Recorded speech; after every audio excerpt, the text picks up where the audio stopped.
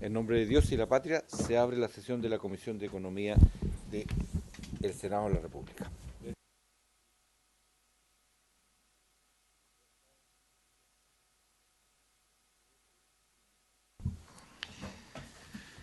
Gracias, señor presidente. Corresponde informar a la Comisión respecto de los siguientes asuntos. Su excelencia el presidente de la República retiró e hizo presente nuevamente la urgencia en el carácter de suma para el despacho del proyecto en tabla, el proyecto de ley que crea el registro de deuda consolidada. Hay un oficio de la excelentísima Corte Suprema referido al proyecto que moderniza la ley 19.886 y otras leyes para mejorar la calidad del gasto público, aumentar los estándares de probidad y transparencia e introducir principios de economía circular. Un proyecto que ya fue despachado por el Senado y que se encuentra en tercer trámite en la Cámara de Diputados. Y finalmente hay una solicitud de audiencia respecto al proyecto en tabla de la señora Paulina Salcedo, en representación de Equifax, con el fin de exponer en relación al proyecto que crea un registro de deuda consolidada. Okay. Eso es todo, presidente. Gracias. Sobre la cuenta, te ofrece la palabra a los integrantes de la comisión. No hay, perfecto. ¿Varios? Tampoco. ¿No? Nada, ya, perfecto. Bueno, seguiremos entonces con el estudio del proyecto que tiene iniciado un mensaje del presidente de la República, que crea el registro de deuda consolidada con urgencia calificada de suma. Para eso vamos a continuar con quienes son los invitados que quedaron pendientes de la semana anterior, con una salvedad. El Ejecutivo, la subsecretaria, tiene que estar en minutos más en la Cámara de Diputados. Entonces vamos a alterar el orden de la exposición y la señora subsecretaria va a hacer uso de la palabra en primer término.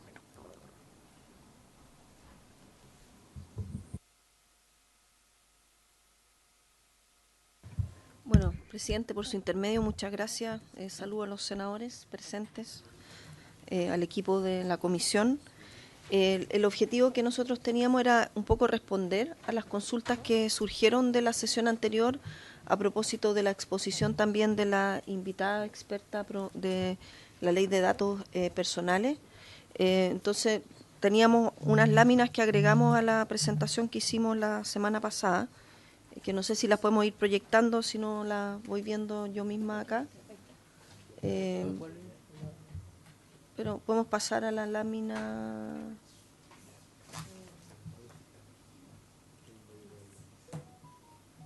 ¿Esa? No, una más, me parece. Que tenía un título que dice... Sí, la anterior, desde ahí. Bueno, la anterior. ¿Cuál es el título? ¿Cuál es? Reacciones y propuestas. Esa. Ahí, ya, esa, a partir de ahí. Súper. Muchas gracias. Lo que tratamos de hacer acá es ir respondiendo las observaciones que se fueron recibiendo. Entonces, lo primero tiene que ver con la finalidad, seguridad y confidencialidad del registro. Y la observación era que se crea un registro de administración exclusiva de la CMF, así las referencias que indican que ésta debe sujetarse a la finalidad, seguridad y confidencialidad no son necesarias, dado que se indicara que la entidad debe dar pleno cumplimiento a la ley 19.628, que es la de datos personales. Tampoco se entiende que la CMF tenga facultades para regular lo anterior por instrucciones generales. La protección de datos es un derecho fundamental y regulado por la misma ley. Ante ese comentario, nosotros lo que estamos respondiendo es que la sujeción a la finalidad dice relación con el acceso de los reportantes. Recordar que los reportantes son todas las entidades financieras que incorporan tanto a los bancos, pero también como los emisores de tarjetas del retail y otros. Entonces, el acceso de los reportantes a dicho registro deberá efectuarse con la sola finalidad de evaluar, respecto a las personas determinadas, el riesgo comercial, el riesgo crediticio y la gestión de riesgo, para las operaciones específicas de conformidad a lo establecido en la presente proyecto ley y las demás normas. La seguridad y confidencialidad no se mencionan expresamente porque entendemos que esto es un tema que se trata en la Ley de Datos Personales y por tanto es aplicable a este registro.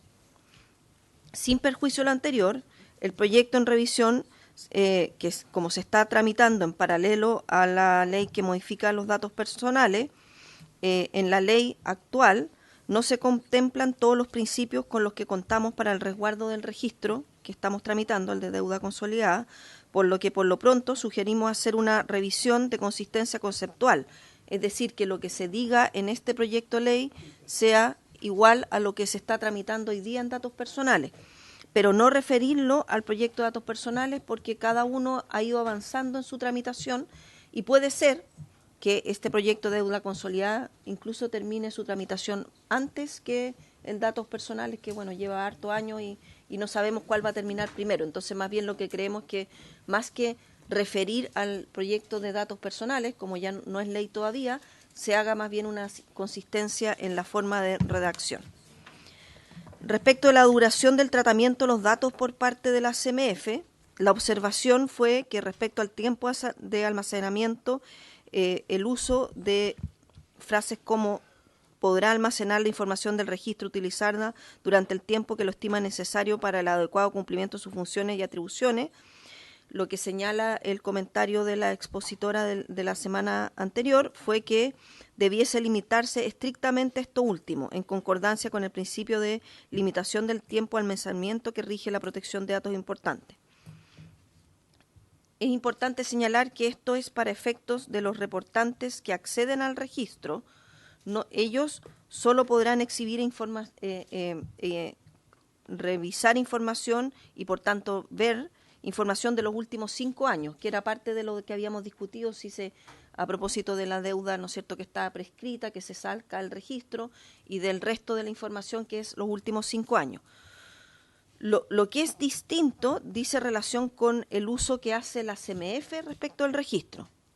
Entonces, en ese sentido, estimamos que las normativas no son inconsistentes, pues el proyecto de datos personales habilita mantener datos en tanto se accede a ellos por alguna causa de licitud y no se acumula aún su finalidad, si no se cumple, aún su finalidad. En el caso de la CMF, como regulador financiero, acceder a la información por una o más de las causales de licitud y mantiene la información según lo indica el proyecto de deuda consolidada, lo hará por el tiempo que estime adecuado para el cumplimiento de sus funciones y atribuciones. ¿Y por qué es esto? Porque las funciones y atribuciones de la CMF son exhaustivas y están dadas por ley. Y dentro de ellas, una de esas es encontrar, por ejemplo, temas que requieren plazo extenso. Se realizan estudios que permitan analizar, por ejemplo, el comportamiento de crédito en más de un ciclo económico, a veces mirando 10 años hacia atrás, y por ello es que, y con eso también se mejoran los modelos de proyección que tiene la CMF y otros aspectos. Por eso es que la limitante a 5 años es, por supuesto, una limitante para el reportante, ¿no es cierto?, de los datos que entrega el registro, pero no para la CMF, para el correcto cumplimiento de sus funciones. Respecto de los deberes de información y transparencia,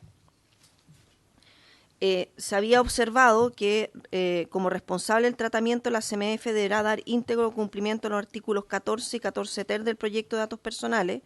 Estos son deberes de información y transparencia. Esta norma dispone un catálogo de información que debe disponibilizarse de manera proactiva a los titulares de datos. El proyecto de ley de deuda consolidada consagra acceso a información particular previa autentificación sobre obligaciones que figuren en el registro, sobre entidades que han consultado el registro y la posibilidad de recibir un boletín trimestral. Y aquí el punto es que se trata de derechos complementarios, pues el derecho a acceso a la información lo tienen siempre los deudores y es coherente con lo que se señala en el proyecto de datos personales. El proyecto de deuda consolidada, por su parte, va un poco más allá y permite, con el objetivo de evitar el sobreendeudamiento y fortalecer la educación financiera, que las personas para quienes se enrolen, la CMF notifique por cada consulta que se hace el registro respecto a su información. Es decir, es un servicio adicional. Y eso para que alguien podría reclamar que le llegan muchos correos de la CMF por algo que no pidió. Y por eso es que para ese caso en particular es que se tienen que enrolar, similar a mecanismos de notificación de los bancos y adicional a que se envíe el reporte trimestral. Y esa es un poco la diferencia que nos parecía importante señalar. Respecto del mandato y los mandatarios, el contrato mandato o encargo de tratamiento está regulado en el artículo 15 bis del proyecto de datos personales, por lo que no se entiende que esto se entregue a la potestad de norma de carácter de la CMF. Esa era la observación. Si fuese necesario establecer alguna mención, se debería quedar en este artículo de manera supletoria, dirigirse a la ley de datos personales, al proyecto de ley. ¿Cuáles son nuestros comentarios al respecto? Es que ninguno de los dos proyectos afecta la institucionalidad del contrato de mandato, sino que recula sus alcances y efectos en relación al tema de la ley, datos personales, deuda consolidada. En datos personales, la ley regula la responsabilidad de los tratantes de datos, mientras que en deuda consolidada, la facultad que se entrega a norma de carácter general de la CMF es la de definir qué y cómo se debe informar a los mandatarios que acceden al registro. Los reportantes deberán informar a la comisión la individualización de él y los mandatarios contratados para efectos de conformidad a lo que señale la comisión.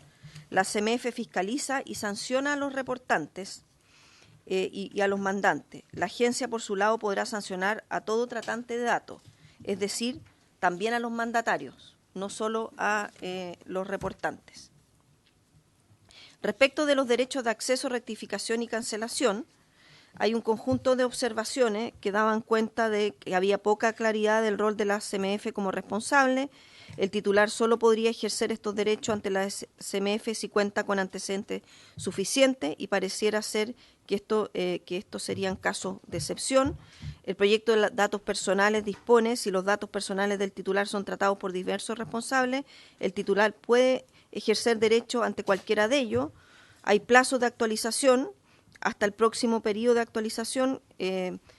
Contar con la información actualizada es clave tanto para el principio de datos personales como para el funcionamiento del mercado financiero, y los plazos de los reportantes para responder ante los derechos coinciden con el proyecto de ley, que son 15 días.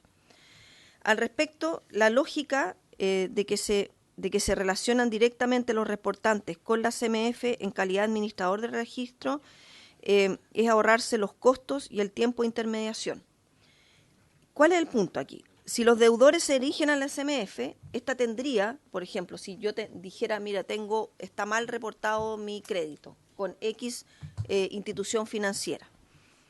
Si se dirigieran a la CMF tendría que validar la información con el respectivo reportante, ¿no?, antes de poder actualizar, rectificar o cancelar la información. Por eso es que en ese rol de intermediario va a tener un costo económico, además de implicar un mayor tiempo al trámite de la solución del problema que está señalando el dueño del dato. Estimamos, por tanto, conveniente mantener la relación directa de los deudores con cada institución reportante, sin perjuicio de reforzar y unificar en materia de plazos para que estos envíen la información actualizada a la CMF, las sanciones en el caso de cumplimiento, además de trabajar en aclarar cuál es el procedimiento de reclamación de los deudores en caso de incumplimiento de parte del reportante a la necesidad de actualización. No sé si con eso nos explicamos en esto, porque creo que esto es bien fundamental, porque si a la CMF le damos el rol de que a través de ella se actualicen todos los datos de una multiplicidad de instituciones financieras, va a ser una carga importante de mucho más tiempo al final del día de actualización o rectificación, porque va a tener que ir el dueño del dato a la CMF, el deudor, la CMF ir a la institución reportante, aclarar el dato y después devolvérselo a la CMF y la CMF al dueño del dato, que es el deudor. Entonces, la vuelta es más larga. Lo importante aquí es que la CMF tenga la capacidad, ¿no es cierto?, de dar las instrucciones a cada una de las instituciones financieras y del retail, digamos, a los que entregan crédito, para que la actualización se haga rápido, cumpliendo con los plazos requeridos. Y que haya un canal de reclamo de parte del deudor si ve que la institución financiera del caso no obedece a hacer la actualización correspondiente. Respecto a la aplicación de la ley de datos y el principio de especialidad, la observación respecto del principio de especialidad de derecho, los derechos contemplados en el título serán excluyentes de aquellos otorgados en la ley de datos sobre protección de vida privada y no podrán ejercerse estos últimos respecto a datos almacenados en el registro. Bueno, hay una serie de preguntas. ¿Qué significa esto? Que la CMF no responde como responsable del tratamiento, que ante los reportantes no se puede entonces ejercer los derechos de la ley de datos personales, que los derechos de este título son excluyentes respecto de todos aquellos consagrados en la ley, esto de datos personales. Ahí, en realidad, esta discusión, señalar que fue parte de lo que se trabajó en la Cámara y se definió la conveniencia de especificar que la ley no era excluyente con los derechos contemplados en materia de datos personales. Se consideró que hacer primar la ley solo en materia de derechos de los deudores favorecía la seguridad jurídica de estos últimos, puesto que el registro tiene una operatividad particular, por ejemplo, ante quien hacer valer sus derechos y reclamos. Esto en ningún caso significa que la CMF no responda como responsable de datos, puesto que la ley de datos personales tiene una aplicación general. Además, para los derechos no contemplados en esta ley, aplicará íntegramente la ley de datos personales. Creo que me quedan solo dos más. Estoy preocupada por la hora, por ustedes, no por, o sea, por los invitados, digo. Ya. Respecto del eventual traslape de facultades normativas, regular por norma general todo lo necesario para la implementación de los artículos 7, 8, 9 y 10. Esto debiese enmarcarse como piso mínimo de la ley 19.628. Regular los estándares de seguridad de datos aplicables a los reportantes y regular los procedimientos de anonimización. Según lo comprometido, se está revisando la normativa para unificar procedimientos. Solo como contexto, la anonimización no estaba en el proyecto original y fue incorporada en la discusión de la Cámara a propósito de la discusión de la norma de olvido financiero. En esta línea, estimamos conveniente revisar la pertinencia de eliminar de este proyecto las normas de olvido financiero por razones ya expuestas, sin perjuicio que se revisará la coherencia con la ley de datos personales. Y eso a propósito, presidente, por su intermedio, de que me imagino que en algún momento, cuando se decida votar a lo mejor en general este proyecto y después dar plazo a indicaciones, este tipo de temas los podemos trabajar en las indicaciones respectivas con las personas que ustedes nos señalen también de su asesor y de esa forma poder avanzar como lo hicimos en el pasado, ¿no es cierto?, con otros proyectos de ley que cuando trabajamos en conjunto las indicaciones fue más fácil después su aprobación cuando pasamos a la discusión en particular. Y por último, respecto al marco sancionatorio, se señalaba que a qué marco sancionatorio quedan sometidos los datos personales financieros del registro, porque la ley de datos personales tiene un límite de monto de multa inferior a lo que la CMF puede aplicar. Esto deja a los datos de registro al amparo de un marco de infracciones muy superior frente al resto de los datos personales. Al respecto, la ley 21.000 que crea la Comisión de Mercado Financiero estableció máximo en los distintos tramos de sanciones, lo que no implica que se apliquen indistintamente los máximos. Dentro de los criterios para aplicar las sanciones, la CMF considera la reiteración, el efecto de la falta sobre el mercado financiero, entre otros, lo que es concordante con el esquema de sanciones del proyecto de deuda consolidada que este proyecto de deuda consolidada plantea, es decir, un esquema escalonado que permite establecer sanciones que pueden llegar hasta las penas privativas de libertad. Cabe mencionar que la discusión en la Cámara estuvo enfocada por su parte en elevar las sanciones, no en disminuirlas si es que no acogiéramos en estricto solo a las sanciones que tiene la ley de datos personales. Aquí queremos hacer la importancia de que la CMF regula un mercado financiero donde los datos, lo que queremos justamente es que se empiecen a usar de mejor forma y por eso nos parece que en términos de las sanciones se tiene que permanecer las sanciones que corresponden a la CMF en relación a su rol fiscalizador de este mercado. Eso era lo que teníamos preparado para poder ir respondiendo a los comentarios que recibimos en la sesión anterior y agradezco el cambio de orden de tabla porque justamente ahora en la Cámara se va a ver un proyecto que aquí fue altamente y largamente discutido, como el de los cambios a la ley de compras públicas. Muchas gracias, subsecretaria Heidi Berner. Fundamentalmente la intervención suya obedece a que la semana anterior, en el debate del proyecto, la señora Romina Garrido, de la Escuela de Gobierno de la Universidad Adolfo Ibáñez, hizo algunas presentaciones. Y le pregunto a ella si usted se siente satisfecha o tiene algo que acotar respecto de la intervención de la subsecretaria. Muchas gracias, presidente, por darme la palabra. Había levantado la mano porque en todas las láminas de la subsecretaria aparecía Romina Gallardo y mi nombre es Romina Garrido. Garrido, yo dije bien. Sí, ya. Usted lo dijo bien. Muchas gracias, presidente.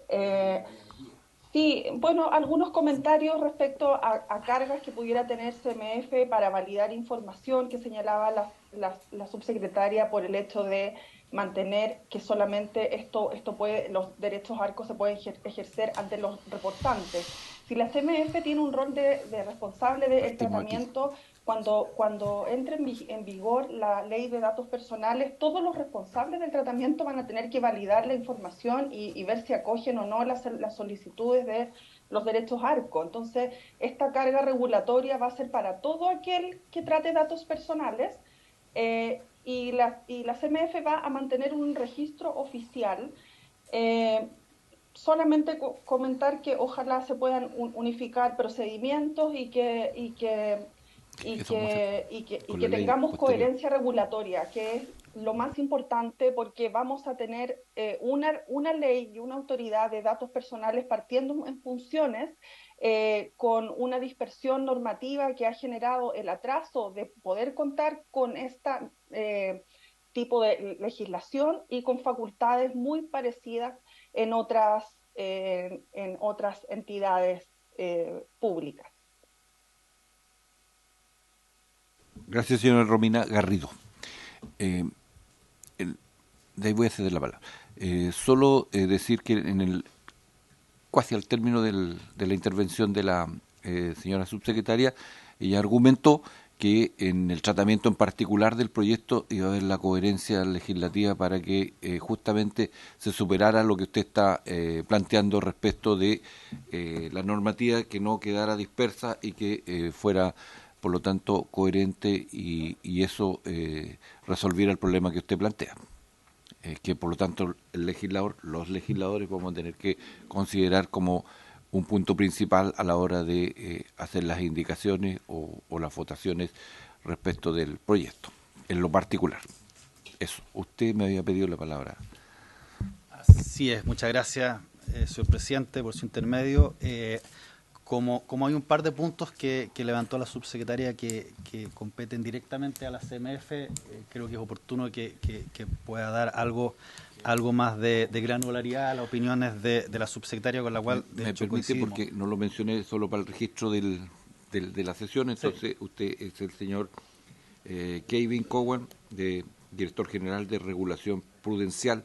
No lo sé, de la Comisión para el Mercado Financiero, nada. Sí, soy eso. Kevin Cowan, comisionado, y me acompaña Luis Figueroa, director general de Regulación. Está a continuación. Perfecto. Muchas gracias, presidente. Entonces, un primer punto que levantó la subsecretaria, y creo que es relevante, es recordar que este registro que se está generando sirve para los deudores, sirve para los oferentes de crédito y también es una herramienta de supervisión relevante para la Comisión para el Mercado Financiero. Nosotros usamos este tipo de información para calibrar modelos de riesgo de crédito, porque eso es importante, porque si uno calibra mal y las provisiones que se le requieren a las entidades son muy bajas, se corre el riesgo de que efectivamente las situaciones no puedan cumplir con sus obligaciones. Si en cambio los requerimientos de provisiones son muy altos, esto termina traduciéndose en tasas de interés muy altas. Entonces, poder calibrar precisamente las provisiones es una pieza central de nuestra función, y por lo tanto requerimos un conjunto amplio de información que tiene alta duración en el tiempo, porque la verdad, calibrar un modelo en un periodo de crecimiento económico es poco informativo respecto a cómo distintas entidades se comportan en un periodo recesivo. Entonces, las mejores prácticas y lo que nosotros hacemos es usar un periodo largo y al menos de 10 años, a veces de más. Entonces, por eso la importancia a lo que menciona la subsecretaria. Un segundo punto, señor presidente, es respecto al tema de los mandatarios y los reportantes. Como mencionó ella, es muy claro que esta ley obliga y nos da facultades a nosotros respecto a los reportantes, y los reportantes son los obligados a cuidar sus mandatarios. Entonces, si el banco XX decide a través de un contrato entregar información para que lo procese un mandatario para hacerle una evaluación, el banco sigue siendo responsable. Y nosotros tenemos facultades de inspeccionar el banco, de sancionarlo, y para eso les pediríamos un listado de mandatarios. Y como dijo la subsecretaria, eso es complementario a lo que va a poder hacer la Agencia de Datos Personales, que va a poder fiscalizar directamente a los mandatarios. Entonces creo que acá, y esta figura de hacer responsable a las instituciones financieras por a quien contrata es una institución que está en distintas aristas del mercado financiero y funciona bien, y por lo tanto creemos que complementa bien la Agencia de Datos. Respecto finalmente a dos puntos adicionales, yo creo que acá obviamente estamos avanzando en paralelo en dos proyectos de ley que tratan información. Pero recordar que ambas entidades, si avanzan los proyectos de ley, tanto la CMF como la Agencia de Protección de Datos Personales, terminan estando insertos en la ley de base del Estado, y por lo tanto nos corresponde la obligación de coordinación. Entonces, si nosotros sacamos una normativa que tiene temas de estándares de tratamiento de información, es un proceso de consulta público, es un proceso que se discute con otras autoridades, tal como lo hacemos con el CERNAC, con el Banco Central. Entonces yo creo que esa tradición existe, y por lo tanto creo que es algo que se puede gestionar hacia adelante. De nuevo, nosotros estamos obligados a hacer un proceso de consulta pública para todas las normas, y nos obliga esa obligación de coordinación. Y finalmente, solo un par de puntos adicionales. Efectivamente, el marco sancionatorio en el cual se está basando esta ley es el marco sancionatorio global de la CMF, pero acá yo creo que un par de precisiones adicionales a los puntos muy correctos que hizo la subsecretaria. El primero, acá nosotros tenemos facultades para sancionar si las instituciones financieras no entregan la información, si las instituciones financieras la entregan en forma tardía o deficiente, si no recogen alguno de los derechos que hemos estado discutiendo, que levantó la académica en tiempo y forma, si incumplen con las instrucciones de seguridad de la información y recuperación. Entonces, hay una serie de comportamientos que se buscan regular, y para eso, efectivamente, esto entra al proceso que tiene la Comisión para el Mercado Financiero con un fiscal independiente, el señor Montes, que tiene un proceso, y efectivamente la sanción final tiene que ver con la gravedad, reiteración, beneficio económico, y por lo tanto, claro, los topes potenciales son muy altos.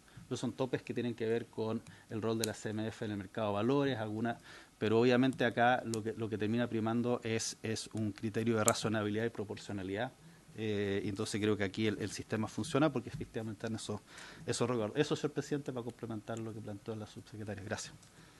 Muchas gracias. Solo de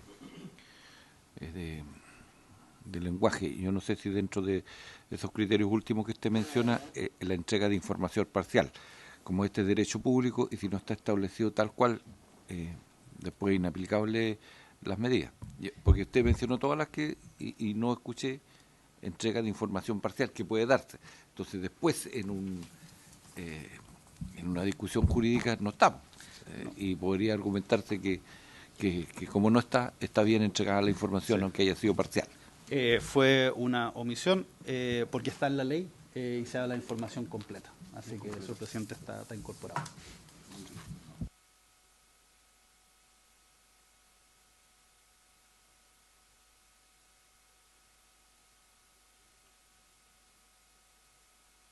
Liberamos a nuestra subsecretaria porque no es que le esté controlando el tiempo, pero son las 10:06. ¿Sí? O sea, tiene tiempo más.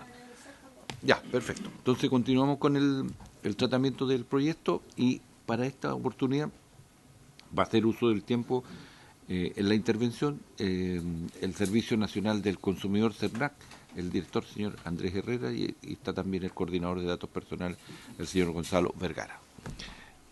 Yo le voy a avisar cuando le queden 2 minutos. Ya. Muchas gracias, presidente. Muy buen. Muy buenos días, senadoras y senadores. La presentación del CERNAC se va a enfocar fundamentalmente en 3 aspectos específicos, más allá de algunos comentarios generales que vamos a hacer. En primer lugar, como comentarios generales, nosotros como CERNAC valoramos positivamente este proyecto. En primer lugar, porque entendemos que favorece de mejor manera el acceso al crédito, al posibilitar que efectivamente los proveedores de crédito accedan a una mayor información de mejor calidad para evaluar la solvencia económica del consumidor, tanto información positiva como negativa de los consumidores, y entendemos que eso también, por supuesto, permite una mayor posibilidad de que los consumidores accedan al crédito. Luego también favoreciendo una mejor evaluación del riesgo crediticio por parte de las entidades reportantes, en este caso, se contribuye también a prevenir el sobreendeudamiento de los consumidores, habilitando en este caso a los proveedores financieros para evaluar de manera más completa y más integral la real situación financiera de los consumidores. Eso a título general. Particularmente, presidente, y iniciando el análisis de los 3 aspectos específicos, el primero de ellos tiene que ver con el análisis de solvencia económica. Al respecto, es necesario recordar que a efectos de la coherencia también y armonía regulatoria de este proyecto, el artículo 17N de la Ley del Consumidor, que fue incorporada por la Ley Proconsumidor recientemente, ordena a los proveedores financieros a analizar la solvencia de los consumidores antes de realizar cualquier operación de crédito, en los términos de que deben analizar la solvencia económica del consumidor para poder cumplir las obligaciones que de ella se originen sobre la base de información suficiente obtenida a través de medios oficiales destinados a tal fin. Y se establece también la obligación de los proveedores financieros de informar el resultado de dicho análisis a los consumidores. Por lo tanto, esta es una norma muy importante porque tiene una serie de consecuencias, presidente, respecto de este proyecto. Hay que hacer presente que respecto de lo que establece el artículo 17N de la Ley del Consumidor, actualmente se está trabajando en un reglamento que regula los aspectos vinculados al 17N, tal como lo establece dicha disposición por parte de los propios Ministerios de Hacienda y Economía. Hay un borrador de reglamento que establece específicamente la forma en que los proveedores deben también informar a los consumidores respecto de la evaluación del análisis de solvencia, como también respecto de la solicitud de crédito propiamente tal. Y ahí, indistintamente si se trata de una aprobación o de un rechazo. Y ahí, incluso el borrador de reglamento contempla un formato a través del cual los proveedores financieros van a establecer la información respecto de el crédito al que está accediendo el consumidor, como también respecto de los fundamentos o las razones, fundamentalmente en el caso de rechazo de la concesión del crédito. Hay que hacer presente que este borrador, o sea, esta norma del artículo 17N está íntimamente, por cierto, vinculada con la regulación reglamentaria que va a contenerse en este borrador, o en este al menos borrador que está próximo a ser reingresado a la Contraloría nuevamente, y se vincula también con los reglamentos ya vigentes sobre información al consumidor financiero, que son los decretos 42, 43 y 44 del 2012 del Ministerio de Economía, en que se establece en los artículos 20 de estos distintos reglamentos que en caso que el consumidor más bien tiene derecho a recibir información respecto de las razones por las cuales particularmente se rechaza su solicitud de crédito, y eso atendiendo a condiciones objetivas que están expresamente regladas en estos reglamentos. Por lo tanto, aquí más que hablar de un derecho al acceso al crédito, más bien el consumidor tiene derecho, conforme a esta reglamentación, a recibir una una respuesta no discriminatoria y basada en condiciones objetivas para el pronunciamiento que se hace respecto de su solicitud de crédito. Por lo mismo, conforme a este artículo 17N y su relación con el actual proyecto, es importante decir y sintetizar entonces que el rechazo a la contratación de un producto de crédito no puede ser arbitrario, no puede ser discriminatorio, cuestión que está, como digo, contenida tanto en los reglamentos 42, 43 y 44 del año 2012, como también en el borrador de reglamento que va a regular el artículo 17N en la medida que todos estos rechazos deban necesariamente basarse en condiciones objetivas. Dentro de las condiciones objetivas que están reguladas en estos reglamentos, por ejemplo, se habla de incumplimiento de los parámetros objetivos de endeudamiento, basada en la política de riesgo del proveedor, excesiva carga financiera o endeudamiento del consumidor, inexistencia o insuficiencia del patrimonio de ingresos mensuales. Es decir, toda esta regulación específica respecto de las causales conforme a las cuales se puede rechazar una solicitud de crédito está ya latamente regulado en materia reglamentaria, como también se va a abordar, como digo, en el reglamento sobre análisis de solvencia. En esta materia también, respecto del artículo 17N, hacer presente que lo que establece el artículo 17N de la ley es que este análisis de solvencia va a tener que realizarse por los proveedores sobre la base de información suficiente obtenida a través de medios oficiales destinados a tal fin, debiendo informarle el resultado de dicho análisis. Conforme se establece en el borrador de reglamento, el concepto de medios oficiales no tienen que ver solo con un medio determinado que consolide única y exclusiva todas las deudas, sino que se establece en términos más o menos generales, incluyendo el tratamiento general que le da el título tercero de la Ley de Protección de Datos a todas las informaciones financieras, toda la información sobre datos financieros, económicos o comerciales del deudor, y el registro de deuda consolidada sería uno de los medios oficiales que establece o que establecería el reglamento para tal efecto.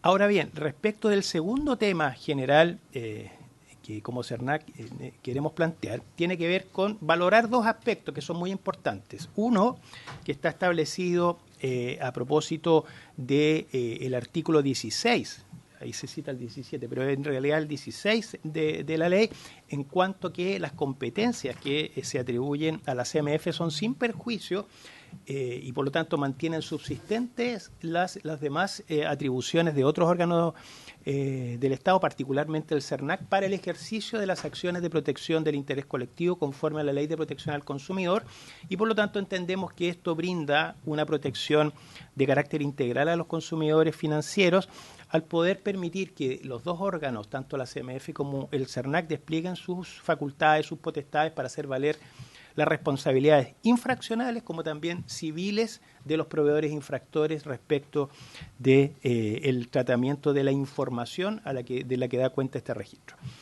Y también destacar en la misma línea de lo que planteaba la CMF, que se valora también la disposición transitoria primera en cuanto que se establece que la dictación de las normas de carácter general por parte de la CMF debe efectuarse en consideración al principio de coordinación que establece el artículo 37 bis de la Ley de Procedimiento de Bases de los Procedimientos Administrativos, cuestión que ya ha venido ocurriendo ya desde antiguo con la CMF en términos de normas de carácter general que inciden en la normativa de consumo, y ahí tenemos una coordinación bastante eficaz y expedita con la CMF. Ahora bien, en materia, por último, el ámbito a abordar, la protección de los datos personales, que evidentemente se establece aquí un estatuto, un ecosistema de protección de datos personales importante, reconociéndose estos derechos en el título tercero, artículos 7 y siguientes del derecho de acceso, de rectificación, complementación, de actualización y de cancelación. Si bien es cierto, también se valoran, digamos, los derechos que se conceden a los deudores respecto de los reportantes. Es importante plantear algunas inquietudes como CERNAC. En primer lugar, respecto al principio de especialidad que se establece en el artículo 11 en relación con el artículo 18 de la ley en la aplicación supletoria de la ley 19.628, más allá de lo que ya se ha comentado, podría suponer un cierto ámbito de desprotección respecto de ciertos derechos que se están discutiendo actualmente en la reforma de la ley 19.628 respecto de los deudores titulares, solamente tenerlo en consideración, razón por la cual, y como se va a exponer un poquito más adelante, dado que el tenor actual del artículo 11 se establece que los derechos que se establecen en este proyecto son excluyentes respecto de lo que se establece en la ley 19.628, podría proponerse por parte del CERNAC la incorporación de que se refiere a esa exclusión solamente a derechos de la misma naturaleza, de manera tal de que otros derechos que puedan incorporarse en la reforma de la ley también lo hagan suyo los deudores de en este caso que estén incorporados en este registro, de manera tal de que si se incorporan derechos que no están reconocidos expresamente en esta ley, se pudieran hacer valer por esos deudores. Y en el caso también de lo que se comentaba tanto por la subsecretaria y de alguna manera por la CMF también, creemos que es importante también establecer una instancia de reclamación especial ante la propia CMF en caso de que los reportantes rechacen el derecho a la rectificación, complementación, actualización o cancelación que soliciten los titulares, porque en este momento, conforme al proyecto, solamente debe el reportante cuando rechace incluir los fundamentos y razones del rechazo, pero es importante que se establezca un canal de reclamación, en este caso dada las competencias que se le otorgan a la CMF ante la propia CMF, a fin de resguardar el debido digamos, la debida derecho a la impugnación que pueden tener los deudores respecto de una decisión de los reportantes, que incluso en este caso podría omitirse respuesta o dar una respuesta no fundada, en cuyo caso debiese conocer, conforme a la institucionalidad definida en el proyecto, la propia CMF, porque de lo contrario podrían generarse reclamaciones ante la propia CMF, ante el CERNAC y ante, perfecto, presidente, o ante la futura Agencia de Protección de Datos Personales. Ya simplemente terminando, presidente, en la misma línea y resumiendo lo que ya se dice, en primer lugar, en materia de este régimen especial de protección de datos personales, se sugiere acotar el principio de especialidad de manera a ser aplicable la exclusión de estos derechos solamente aquellos de la misma naturaleza de aquellos que están establecidos en la ley 19.628, de manera de posibilitar que los deudores puedan acceder a otros derechos que se incorporen y que se están discutiendo actualmente en la ley de reforma de la ley 19.628, y en materia de la reclamación especial, que en caso de negativa del reportante, sea para los derechos de actualización, complementación o rectificación y de cancelación, se pueda reclamar ante la CMF a través de un procedimiento que se establezca al efecto, y que también sea obligatorio para los reportantes informar a los consumidores sobre dicha instancia de reclamación y de su plazo. Eso es todo, presidente. Muchas gracias. Hemos escuchado el CERNAC. Si hay consultas, en todo caso, en la parte final hay dos sugerencias que debiéramos recoger en la discusión en particular. Yo me imagino que pudieran verse reflejadas finalmente en la ley. ¿Eso es consultas? No, perfecto. Muy amable. No. El siguiente expositor de la Universidad de Chile, vía Zoom, la investigadora del Centro del Derecho y Tecnología, CEDI, de la Facultad de Derecho, la señora Daniela Saror. Tiene la palabra. También le avisaré cuando falten 2 minutos. Buenos días, muchas gracias por la invitación a esta honorable corporación.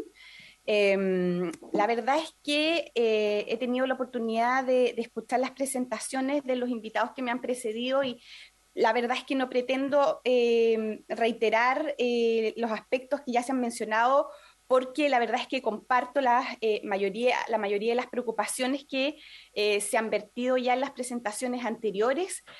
No puedo pasar de largo con respecto a este proyecto de ley sobre olvido financiero, y quisiera decir un par de cosas al respecto. La primera es que, bueno, admiro por supuesto a los equipos técnicos del Ministerio de Hacienda que hacen un esfuerzo por tratar, ¿cierto?, de conciliar todos los objetivos que hay detrás de estas diversas iniciativas, pero aquí hay que tener en claro varias cosas, ¿ya? El derecho al olvido no es otra cosa que jurídicamente el derecho a la supresión. Esta definición de derecho al olvido es casi que una cosa mediática o poética, digamos, porque el olvido como tal no es algo que exista, lo que se suprime son datos, ¿ya? Y las hipótesis de derecho al olvido son hipótesis que afectan información que se encuentran disponibles en motores de búsqueda. Por lo tanto, en estricto rigor, aquí no estamos hablando de un derecho al olvido o un derecho a supresión, como la doctrina lo entiende, para ser bien estrictos y bien rigurosos.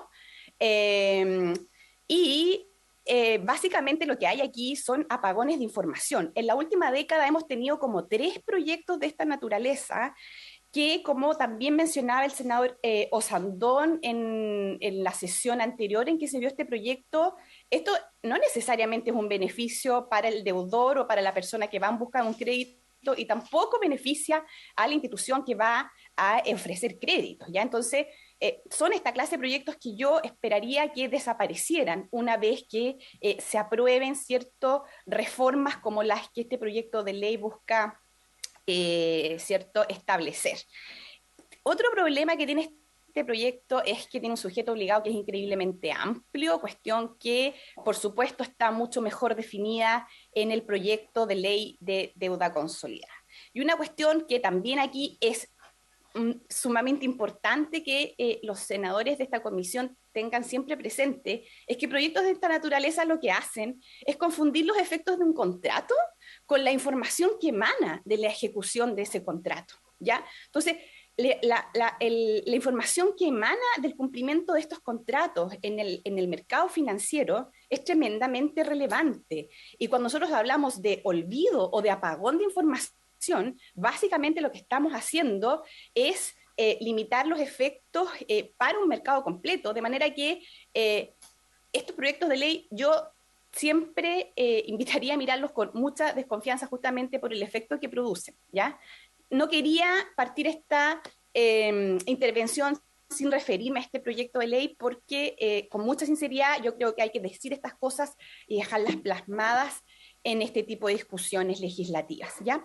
Con respecto al proyecto de ley que crea el registro de deuda consolidada, yo creo que estamos absolutamente todos de acuerdo en la premisa de que es una reforma necesaria para el sistema financiero por todas las razones que se han explicado largamente en los últimos 15 años en que se ha tratado de sacar adelante un proyecto de estas características.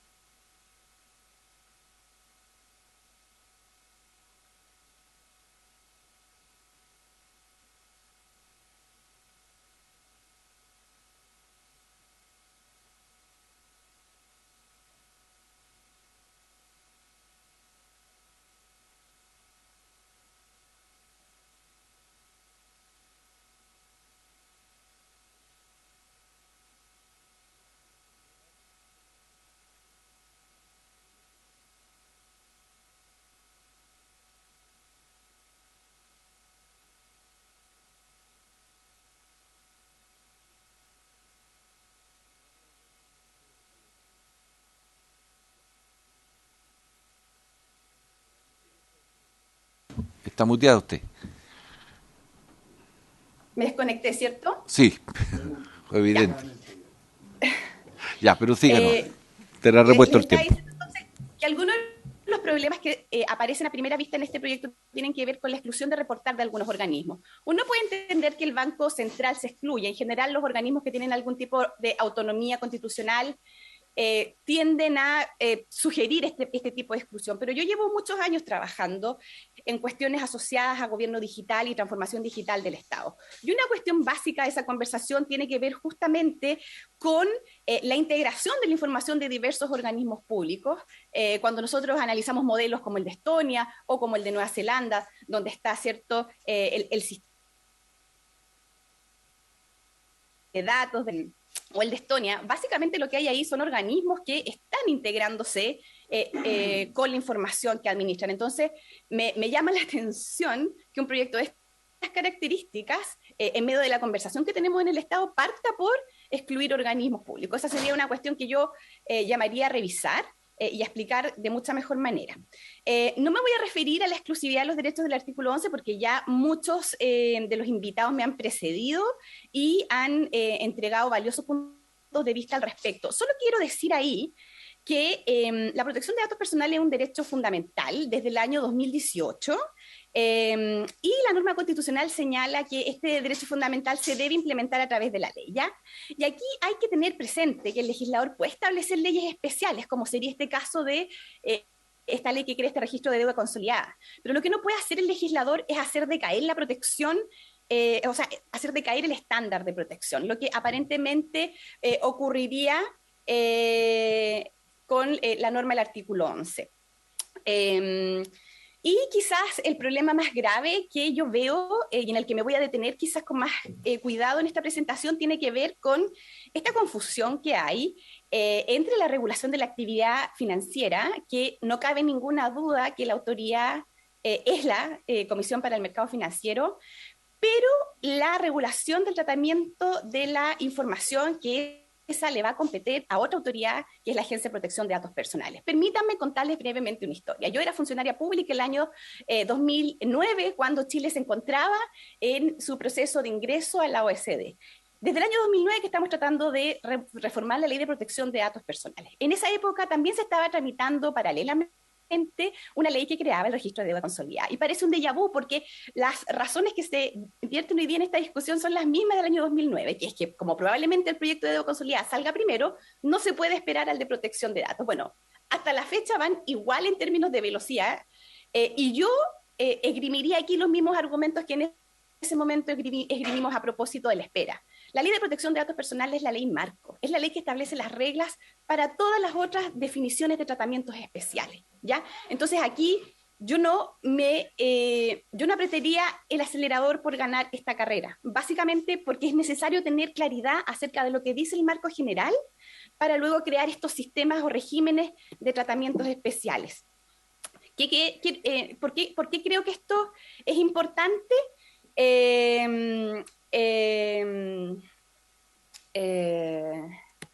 Por lo siguiente, porque además la Comisión para el Mercado Financiero es un organismo público que va a estar a cargo de un registro de datos, como va a ser este registro de la deuda consolidada. Va a ser un responsable de datos de la misma manera como lo es el Ministerio de Desarrollo Social con el registro social de hogares, de la misma manera como lo es el registro civil con las informaciones de los hechos vitales de los ciudadanos que están ahí. ¿Ya? Entonces, hay que tener ahí sumamente claro que la Comisión para el Mercado Financiero es un obligado por la Ley de Protección de Datos, ¿ya? Y es un responsable porque va a hacer un tratamiento en diversas formas. Lo que está entre paréntesis en esta lámina es la definición de lo que se entiende hoy día en la ley vigente sobre tratamiento de datos. Es un concepto sumamente amplio. Es cualquier operación o complejo de operaciones o procedimientos técnicos de carácter automatizado o no que permitan recolectar, almacenar y estos más de 15 verbos que aparecen aquí. Esta es una norma de estilo que viene igual en el proyecto de ley que hoy día está en tercer trámite constitucional en el proyecto de ley de protección de datos personales. ¿Ya? Entonces, no cabe duda que la Comisión para el Mercado Financiero es un obligado. ¿Ya? Entonces, siempre queda en el aire esta duda de que la Comisión para el Mercado Financiero va a ser una especie de juez y parte en este tipo de, en la aplicación de este tipo de normas, porque por un lado va a poder aplicar, como ellos mismos dicen, sanciones sumamente altas, y por otro lado, ellos mismos van a estar siendo sujetos de sanciones. Entonces, esa es una cuestión bastante incoherente y aparentemente esta exoneración es incomprensible y, como les digo, el efecto de incoherencia regulatoria que se genera es muy grande. Yo sé que aquí las autoridades han dicho que la Comisión para el Mercado Financiero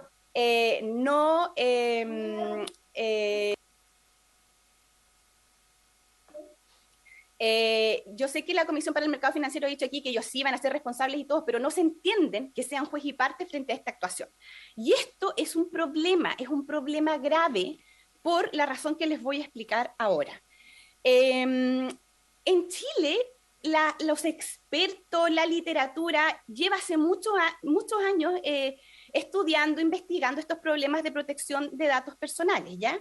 Hay un trabajo que resume muy bien este escenario, que es de los destacados profesores Pablo Contreras y Pablo Trigo, que se llama Un sistema fragmentado, la protección sectorial de los datos personales en Chile. Este artículo da cuenta justamente de esta falta de capacidad que ha tenido el Estado de Chile de crear una autoridad de protección de datos, que ha hecho que se vaya creando un sistema donde cada nueva autoridad o cada nueva institución pública va creando sus propias reglas de protección de datos, y al final tenemos un sistema fragmentado y que es altamente incoherente. Como decía la profesora Garrido en su presentación anterior, al final esto se ha transformado, con esta expresión, ¿cierto?, que ella utilizó, en un verdadero comprahuevos, porque hay tantos tratamientos, entonces hay tantas puertas que el ciudadano tiene que ir a tocar para corregir su información personal, ¿ya? Entonces, este problema obviamente que debilita todo el sistema de protección de datos porque está altamente fragmentado. Esto ha hecho que Chile, además, sea considerado como un país con un nivel no adecuado de protección de datos, ¿ya? Entonces, aquí no sirve de nada que la Comisión para el Mercado Financiero venga a decir, no, nosotros sí que aplicamos las multas más altas, porque en términos de nivel de adecuación eso no significa nada, porque el problema es esto, la fragmentación del Sistema Nacional de Protección de Datos Personales, ¿ya? ¿Qué es el nivel de adecuado de protección? Bueno, es aquel estándar en que se considera ciertos países, ¿cierto? Es un estándar además que la Unión Europea entrega, ¿cierto? ¿Y qué se considera para tener este nivel adecuado de protección? Bueno, la naturaleza de datos que se recogen, la finalidad, la duración del tratamiento, el país de origen, el país de destino, la regulación sobre la materia vigente en el país de destino y las medidas de seguridad en vigor. ¿Cuál es el problema con la regulación vigente en el país de destino? Déjenme contarles. Estados Unidos obviamente no tiene una ley de protección de datos personales, pero ¿qué es lo que tenía con la Unión Europea? Tenían un acuerdo que se llamaba el Safe Harbor, ¿ya? El acuerdo de puerto seguro. Todos ustedes han escuchado hablar del contratista de la Agencia de Seguridad Nacional de Estados Unidos, el señor Edward Snowden. Este señor hizo unas revelaciones acerca de cómo el gobierno de Estados Unidos recogía mucha información de ciudadanos europeos y se llevó ante el Tribunal de Justicia de la Unión Europea, ¿cierto?, un caso donde se acusó justamente a Facebook de entregar información de ciudadanos europeos al gobierno estadounidense, y el Tribunal de Justicia de la Unión Europea, en una famosa sentencia del año 2015, ¿cierto?, que se llama la sentencia SCRIM 1, porque en ese momento no sabíamos que venían más, pero era la SCRIM, digamos, dejó sin efecto el acuerdo de puerto seguro con Estados Unidos. Esto generó un caos en las relaciones comerciales entre Europa y Estados Unidos, porque había muchos contratos pendientes y en plena ejecución, y lo que había ordenado el tribunal era que se dejara de hacer transferencia internacional de datos a Estados Unidos por considerarse que era un país no adecuado. Inmediatamente las autoridades políticas reaccionaron y firmaron un nuevo acuerdo que es el Privacy Shield, y fueron de nuevo ante los tribunales de justicia de la Unión Europea y demostraron, ¿cierto?, que Estados Unidos seguía incumpliendo los acuerdos de este tratado, básicamente por las regulaciones que estaba aprobado. Y el año 2020, en plena pandemia, nos encontramos de nuevo con una segunda sentencia en el caso SCRIM, que fue la denominada sentencia SCRIM 2, ¿ya? ¿Qué hizo esta sentencia el año 2020? Bueno, cuestionó la existencia de cláusulas contractuales, ¿cierto?, que permitían transferir información a ciertas autoridades donde primaba la vigilancia y regulaciones sectoriales difíciles de armonizar. Curiosamente, recién ayer, 10 de julio de 2023, la Comisión Europea acaba de acordar nuevas reglas, otra vez con Estados Unidos, para que puedan estas relaciones comerciales donde hay transferencia de información, ¿cierto?, adecuarse a un estándar o a un nivel adecuado de protección. ¿Cuál es la conclusión de toda esta historia? El problema regulatorio. Cuando nosotros no tenemos un estándar de calidad regulatoria, de coherencia regulatoria, se generan estos problemas. Hemos hecho un esfuerzo colosal desde el año 2009 en adelante por tratar de regular los temas de protección de datos personales en Chile. Y que una ley como esta, de la de deuda consolidada, siga fragmentando el sistema, lo que hace es borrar con el codo lo que nos hemos demorado más de una década o dos en escribir con la mano.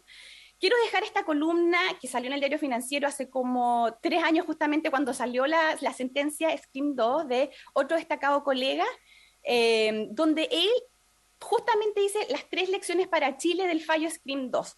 Y una de las cuestiones que dice en su columna, y que yo la uso bastante en clase justamente para explicar que todo este sistema tiene que ser un sistema armonizado, dice justamente, el mensaje para nuestros actuales legisladores es que debemos legislar de manera coherente, teniendo la privacidad, en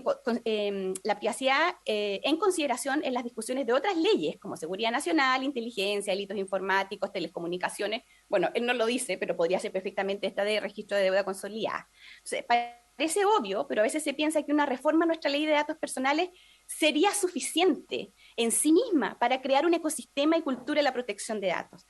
Pero lo cierto, señores, de esta honorable corporación es que no es así.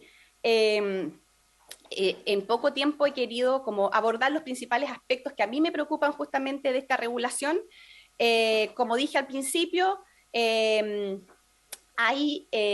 está en duda, ¿cierto?, la premisa de la necesidad de esta regulación. Sin embargo, el aspecto de enforcement es el que yo creo que debe reflejar algún grado mayor de reflexión. Eso, muchas gracias. Muy amable por la intervención a la señora Daniela Izaror. Si hay consultas, ofrezco la palabra. No, perfecto. Sí. ¿Sí? Gracias.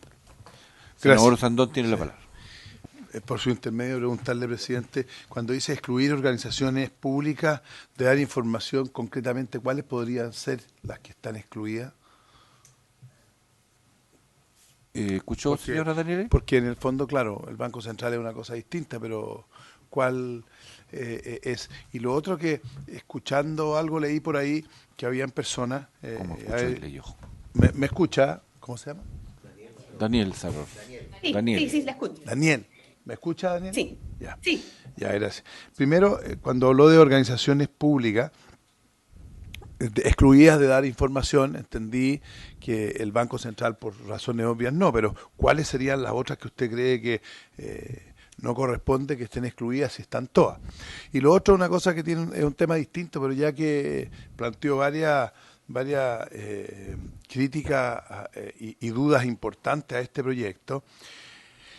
Escuché que hay personas que dicen que, por ejemplo, vender un producto a plazo es un crédito, pero que no se llama crédito y que no entraría esta información. Voy a dar un ejemplo concreto. Yo como agricultor, cuando teníamos que comprar urea para los ciruelos, comprábamos una vez un producto y lo pagábamos a 180, 200, 300 días, depende de. ¿Por qué? Porque a principio de año nosotros necesitábamos de aplicar ese producto, pero los ingresos venían a fin de año, por lo tanto me estaba dando, la cooperativa en ese tiempo era la CALS, ¿no es cierto?, nos daba un crédito, entre comillas, decía, ok, le entregamos la urea hoy día y usted nos paga con 3 cheques o nos paga a fin de año.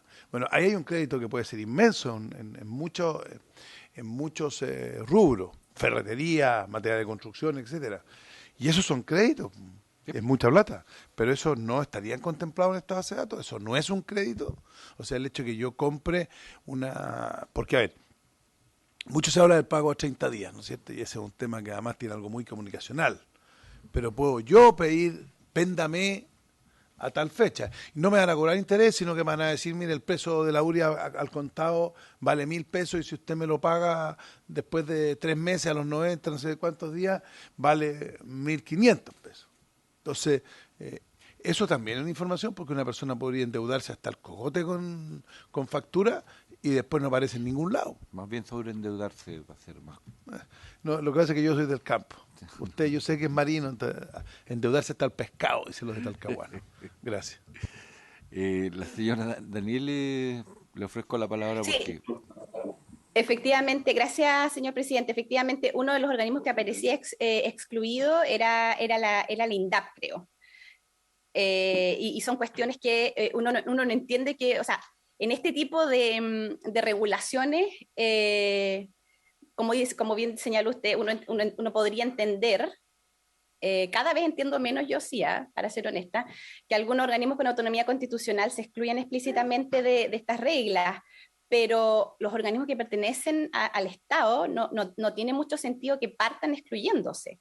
Y de nuevo, el Estado, y esta es como la perspectiva, digamos, como ecosistémica con la que entender estas reformas también. Hoy día el Estado completo está sujeto a un sistema de transformación digital donde el eje justamente de esa transformación es interconectar los datos del Estado, ¿ya? Entonces, exclusiones de esa naturaleza a mí me sorprende. Es decir, usted está porque esté en todas las instituciones, en la línea que plantea el senador Osandón tan brillante. Así es, presidente. O sea, si se va a hacer una exclusión, ok, que sea una exclusión explícita para algún órgano con autonomía constitucional. Y listo. Claro, pero Por supuesto que hay capacidades técnicas que van a determinar, ¿cierto?, que tal o cual organismo público puede interconectar sus bases de datos, porque eso también es una realidad, la realidad de evolución, infraestructura y presupuesto que tienen los distintos organismos públicos hoy día hace imposible que todos se suban como este carro de la transformación digital, pero eso es un problema práctico, ya no es un problema jurídico. Entonces, hacer estas exclusiones, yo pienso que genera lo que el senador Osandón está planteando también es el crédito que se produce en alguna actividad productiva, no necesariamente en el agro, sino en muchas, en donde hay una forma de crédito que no está registrada y son, en muchos casos, como usted también menciona, instituciones públicas que están cayendo en ese tema. Entonces, no podrían estar excluidos de este proyecto de ley esas instituciones públicas, porque son presupuestos públicos lo que se están transfiriendo. Claro, en ese sentido, por supuesto que ahí la Comisión para el Mercado Financiero es el organismo, digamos, más calificado justamente para hacer la definición de los organismos que van a ser informantes, y entiendo que así también está el tenor del proyecto de ley. Por eso no se entiende que existan estas exclusiones. Ok, se agradece, profesora.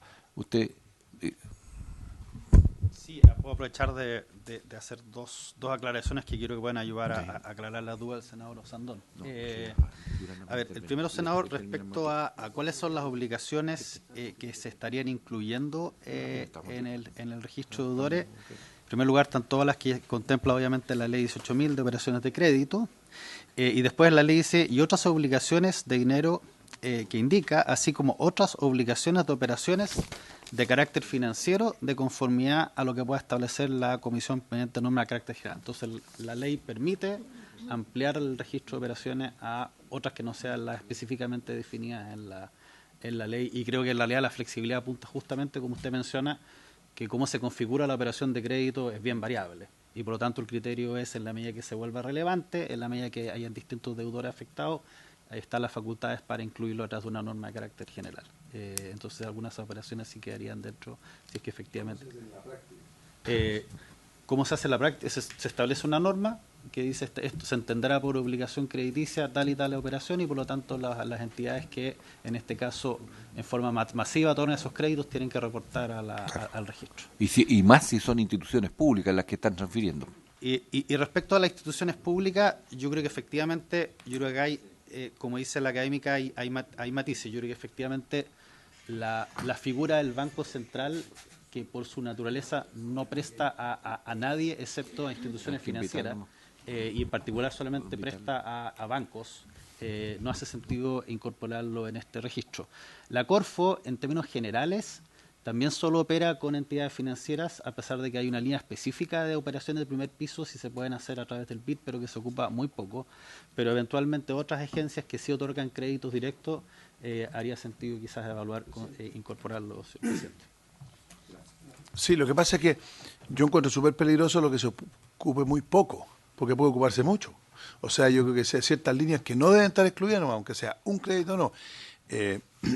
Para no hablar de términos campesinos, pero muchas de las empresas constructoras, no las públicas.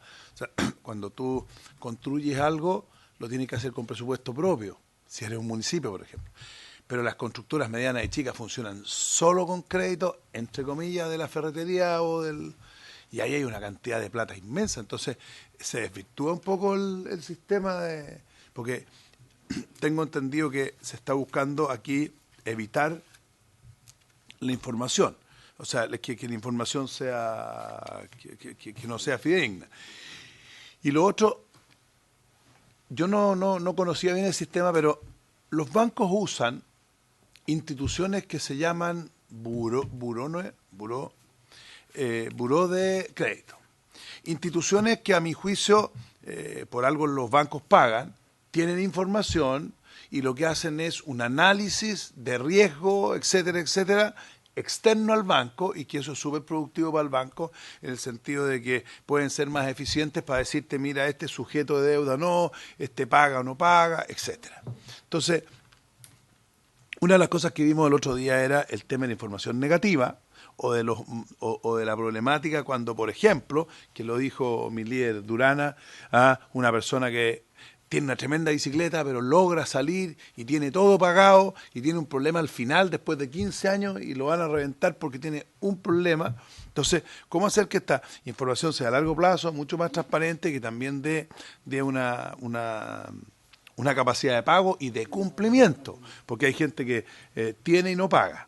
Entonces, ¿qué pasa con estas empresas? Que ojo, hay muchas, por lo menos las más grandes que hay en Chile son todas internacionales y algunas entran por el acuerdo de libre comercio a Chile.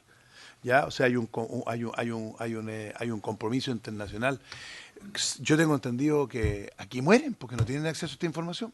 Por lo tanto, las van a cerrar todas. ¿Qué se está viendo en esto? Porque aquí hay una industria internacional que tiene una lógica. Y esta lógica yo supongo que la habrán analizado los países desarrollados, que la mayoría de los países desarrollados tienen esa lógica. Y con este registro de la forma que se está planteando, muere esa lógica. Porque si ellos no tienen acceso a esta información, menos van a dar una asesoría como corresponde. Eso es bien complicado para los que no somos economistas. Los que somos campesinos. Gracias, presidente. Un poco en la misma línea de lo que se ha preguntado. Primero, ¿qué pasa cuando hay desastres naturales?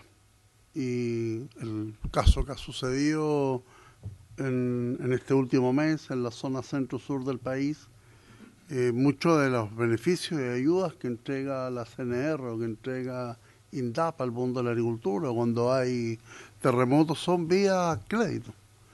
¿Cómo funciona esta norma frente a situaciones y coyuntura especial cuando obviamente si una persona perdió su campo, perdió su construcción, perdió su negocio, cuál va a ser la forma en que va a funcionar este registro de datos?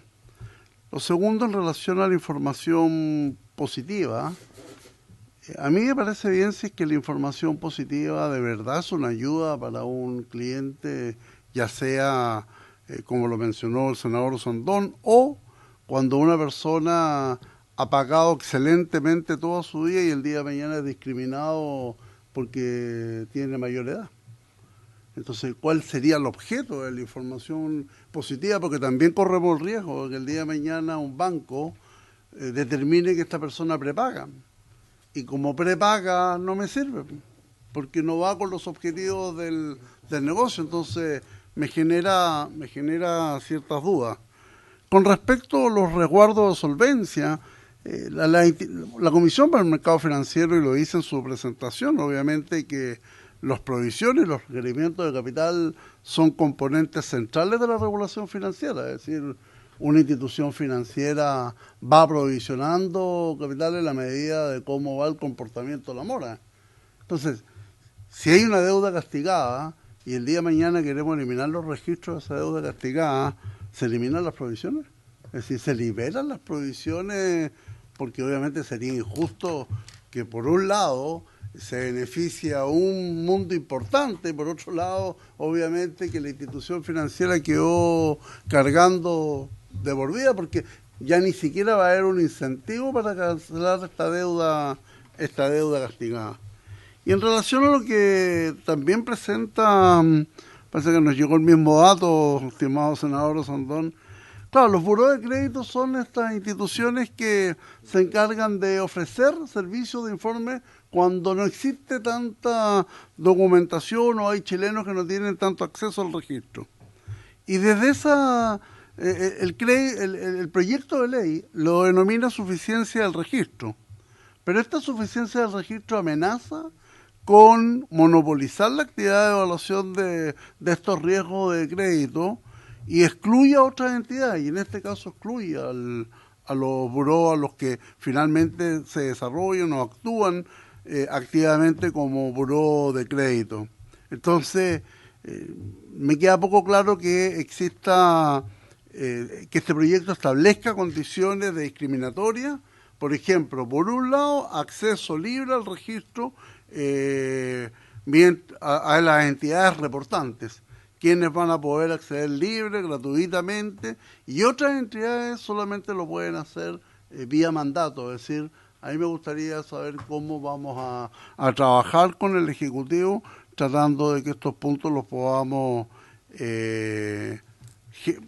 generar un proyecto que sea democrático en la información, pero también cada articulado o cada indicación que vamos a poner en la información positiva o en la eliminación del registro, al menos yo estoy disponible siempre y cuando sea compensatorio para todas las partes. Gracias, presidente. Bueno, como ustedes quieran. Gracias, presidente. Soy Catalina Codú, asesora de la Coordinación de Mercado de Capitales. La subsecretaria se tuvo que ir, así que voy a intentar de responder algunos de los puntos. Hemos trabajando con los asesores en la mesa que sesiona todos los jueves, así que estamos recogiendo todos los puntos que aquí se han levantado y también todas las audiencias.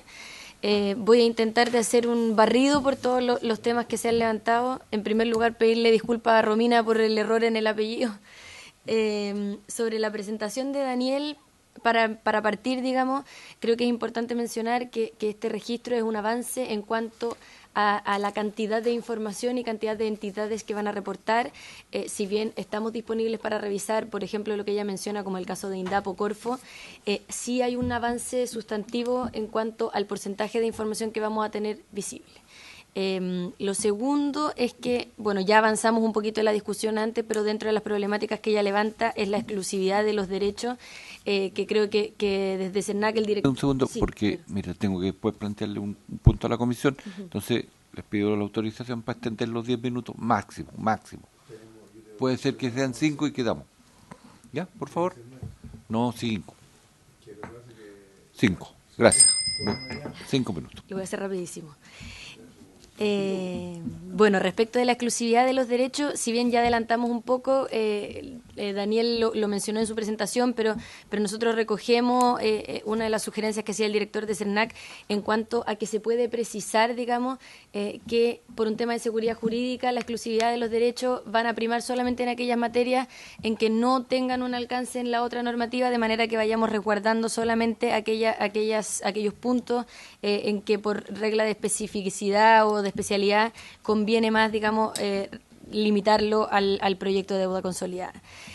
Otro de los puntos que ha salido, digamos, como preocupación y que me parece que vale la pena aclarar, que si bien lo mencionó la subsecretaria en su presentación, es que la CMF es un tratante de datos y la ley de datos personales tiene un alcance general, por lo tanto la CMF va a operar como tratante de datos y operan, digamos, para ella todas las obligaciones que tiene todo tratante de datos, es decir, que tiene que tener una finalidad para acceder a los datos, tiene que tener una causal de licitud para acceder a los datos, y eso era lo que mencionaba la subsecretaria en su presentación en cuanto a que la duración de acceso de los datos de la CMF puede que sea más larga que otros tratantes de datos, pero tiene que ver justamente con los objetivos que tiene la CMF, que es un listado taxativo, ¿verdad?, de funciones que tiene la CMF por ley. En cuanto a las preguntas y comentarios que han hecho los senadores, en particular la pregunta del senador Osandón, me parece que el comisionado ya lo respondía bien, pero efectivamente la flexibilidad que se busca dejar en la norma es justamente pensando en que la CMF como regulador va a poder ir mirando cómo se mueve el mercado y poder ir atajando un poco de aquellos puntos en que, o aquellos mercados que quizás hace algunos años atrás no tenían esta cantidad de movimientos, sino que nosotros podíamos detectar o podemos ver que hace 20 años el mercado bancario o el crédito bancario es algo que está más o menos parejo, pero como bien usted menciona, el mercado de la construcción en los últimos años se ha disparado este crédito más o menos informal y por lo tanto vale la pena dejar en la ley esta flexibilidad, cierta flexibilidad que permita incorporarlo. sin perjuicio de que además estamos trabajando en otras medidas que permiten combatir el sobreendeudamiento y que permiten atajar rubros como la construcción. Y en relación a las consultas del senador Durana, creo que es importante mencionar, en términos más o menos generales, quizás después la CMF me pueden complementar un poco más técnicamente, pero en términos generales, el beneficio de este registro es que hoy día nos tratan a todos como si fuéramos malos pagadores. Es decir, las tasas hoy día, las condiciones de acceso, las provisiones, hoy día el mercado nos tratan a todos como si fuéramos malos pagadores. Por lo tanto, sumar información positiva en un registro que va a ser unificado, que va a ser formal, oficial, actualizado, solamente va a beneficiar a los buenos pagadores en el fondo. Eso es en relación... Perdóname, sí. No entiendo cómo me fundamentas que nos traten a todos por malos pagadores. Si yo voy a pedir un crédito y revisan mis antecedentes, no es que me estén tratando como un mal pagador, yo creo que están cumpliendo con su deber por no arriesgar su plata. Yo por lo menos haría lo mismo si prestara mi plata. Por supuesto, si el tema es que la información hoy día no está visible, no está, lo que hablábamos desde el principio de la presentación, la información hoy día está fragmentada, no está consolidada, no está todo visible. Exacto.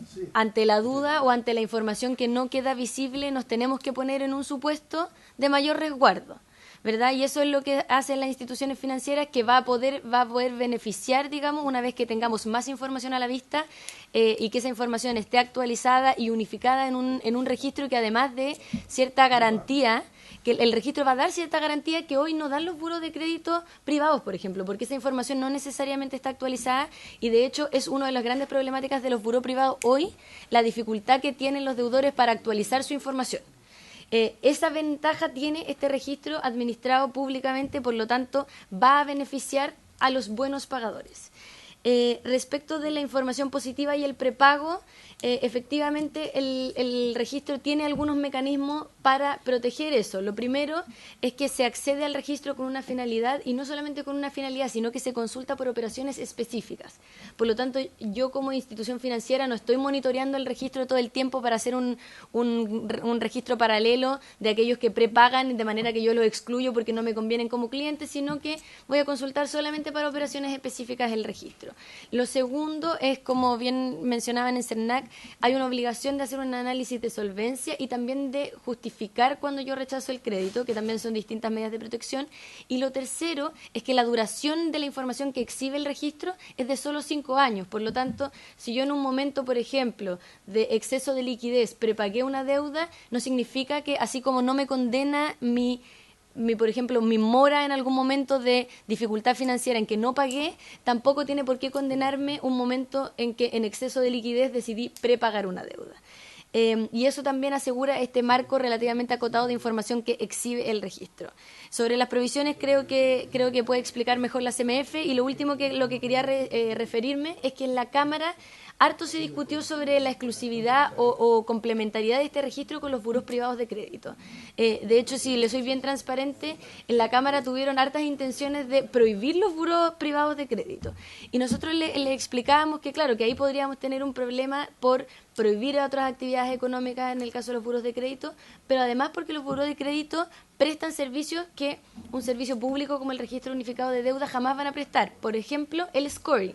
O sea, cuando uno se mete a DICOM, ¿verdad?, y saca su certificado que le da una evaluación y dice 99%, eso es un servicio que este registro no presta y que van a poder seguir prestando, pero la idea sí es que este servicio sea gratuito, sea unificado y que también permita el acceso a distintos competidores del mercado financiero, lo que no implica que los demás buros de crédito dejen de existir y puedan prestar servicios distintos que también puedan, en el fondo, fomentar la competencia incluso entre los demás buros de crédito. Eso, presidente, muchas gracias. Estamos llegando al final de la sesión y solo nos quedan, hay una solicitud de 1, 2, 3 audiencias para la próxima sesión para ya entrar en materia de votación. Entonces, para la próxima semana estaría invitado el director de la Asociación de Empresas Fintech de Chile, el señor Ángel Sierra, y de la vicepresidenta legal de Asuntos Corporativos de Experience Service Chile, S.A., la señora Natalia Tobar, y Equifac. esas 3 audiencias nos quedarían para ser recibidos todos en términos amplios y que hayan tenido el tiempo para exponer sus visiones respecto al proyecto y nadie pueda decir que ha sido excluido de esta comisión. ¿Lo sancionamos? Ok. Ya, espérate, es que quedó con... Gracias. La verdad, trae una presentación que les dejo. Pero puede ser... le pediría primero la disculpa porque me informaron que ya estaba, pero si usted tuviera bien, yo preferiría que la expusiera la próxima semana porque hay 3 y para hacerlo bien, porque la vez pasada también, señor presidente, con debido respeto, tuve 2 minutos para presentar por lo mismo, yo preferiría que entonces sea el subsidio de lo que acaba de ocurrir, usted parte con la exposición. ¿Te parece? Se agradece. Y eso es mejor. Señor Osandón tiene la palabra antes de terminar. Antes que termine, señor Durana. No, es que ¿sabe lo que pasa? Es que no sé si puede haber un documento concreto que he preocupado con la exposición de Daniel, porque hace críticas súper potentes a este proyecto. Y no, es que es un tema que no es menor, porque por darnos las de transparente, esto podemos dejarla grande en el mercado financiero, equivocarnos, entonces si hay una persona con la experiencia de ella, no sé si puede mandarnos algún documento o otra exposición mucho más concreta, porque por todo hablamos hablamos por... No está. ¿Se salió? Sí. Hablamos, no sé, de las públicas. Pero ojalá una persona como ella que ha estudiado el tema, dijera, a ver, demos un listado de las opciones que ella cree que deben estar, por ejemplo. Porque el miedo que le tengo a esto es el poder que le damos a un grupo de personas públicas o una institución pública y estos días hemos visto la fragilidad del sistema público. Ojo, si esto es muy peligroso, porque además esto mal usado, porque lo veamos después. Pero el privado el que cometió el error, no fue el público. Mire, si hay el que sea, público o privado, no le podemos dar, no le podemos dar. Pero lo que entiendo... No, lo que hace es que, a ver, ella se critica, por ejemplo, porque hay varias críticas. Ella habla de fragmentación del mercado de protección de datos personales. Eso es muy grave.